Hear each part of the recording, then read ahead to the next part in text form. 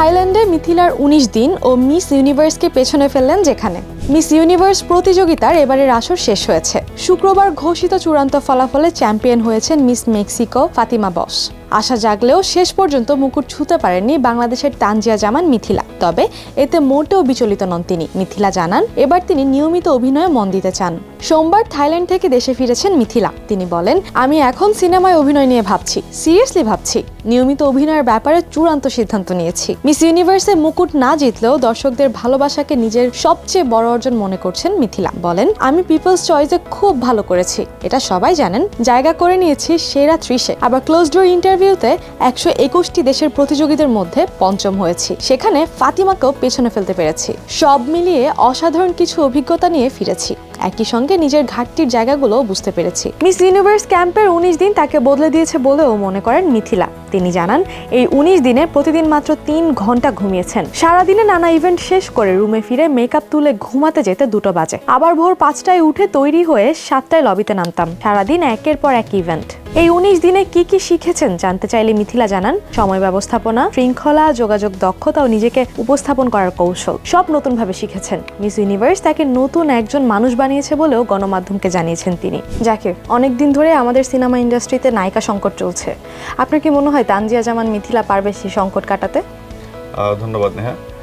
According to Mithila, তিনি গত ১৯ দিন ধরে যেই প্রোগ্রামের ভেতর দিয়ে গিয়েছেন, মিস ইউনিভার্স প্রোগ্রাম, সেখানে আসলে তার মুখে আমরা যতটুকু জেনেছি যে তিনি অনেক কিছু শিখেছেন।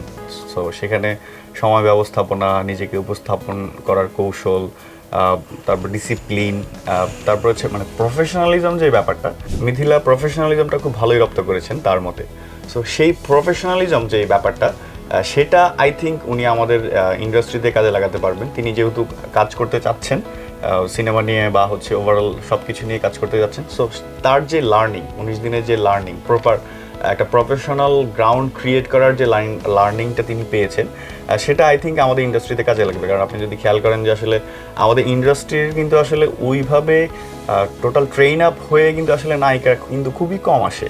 সো এই জায়গা থেকে মিথিলা একটু ব্যতিক্রম হতে পারে, কারণ তার অলরেডি একটা সিনেমা তিনি করেছেন এবং নানান, তিনি কিন্তু 2020 সালেও মিস ইউনিভার্স বাংলাদেশ হয়েছেন। ফলে তার এই ট্রেন আপগুলো, এই প্রফেশনালিজমটা তার ভেতরে আছে। সো সেই জায়গা থেকে আসলে বাংলাদেশের কোয়ালিটি যে নায়িকার যে জায়গাটা, সেটা আই থিঙ্ক মিথিলা কিছুটা হলেও সার্ভ করতে পারবেন, কারণ তার সেই কোয়ালিটিজ আছে। কিন্তু মিথিলা কিন্তু মিস ইউনিভার্সের সেরা 30-এর ভেতরে ছিলেন এবং একটা পর্বে কিন্তু তিনি আমাদের যে মিস ইউনিভার্স এখন, তাকেও হারিয়েছেন প্রায়। তিনি কিন্তু ইনডোর যে কনভারসেশন বা ইনডোর যে কোশ্চেন অ্যান্ড অ্যান্সার যে পার্টটা, সেটাতে কিন্তু মিস ইউনিভার্সকেও পেছনে ফেলেছেন। সো ওই এক্সপেকটেশনের জায়গাটা থেকে তিনি নিজেকে আসলেই আরও বেটার কিছু দেওয়ার জন্য চেষ্টা করবেন। আমরাও প্রত্যাশী সেই বেটার জিনিসটা আমরা তার কাছ থেকে পাবো। একজন ওয়েল ট্রেন আপড একজন অ্যাক্ট্রেসের কাছ থেকে আমরা আসলে সেই প্রফেশনালিজম, সেই অভিনয়, সেই সব কিছু আমরা আসলে পাবো।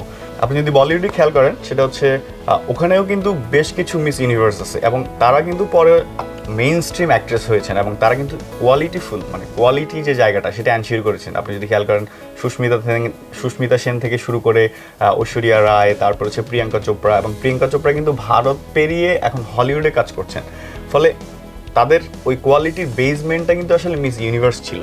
ফলে আমরা ঠিক সেমভাবে আশা করতে পারি যে আসলে আমাদেরও যেহেতু সেরা 30-এর মধ্যে আমাদের মিস ইউনিভার্সের একজন পার্টিসিপেশন ব্যক্তি ছিল, তো তিনি আসলে এই জায়গাটুকু, এই কোয়ালিটির যে গ্যাপটুকু, সেটা আসলে ফিল আপ করতে পারবেন বাংলাদেশের নতুন যে সিনেম্যাটিক ধারা আসতেছে বা নতুন সময়ের যে সিনেমাগুলো আসতেছে, সেখানে তিনি একটা পজিটিভ ইম্প্যাক্ট ফেলবে, এটা আমার বিশ্বাস। ধন্যবাদ জাকির, ধন্যবাদ দর্শক।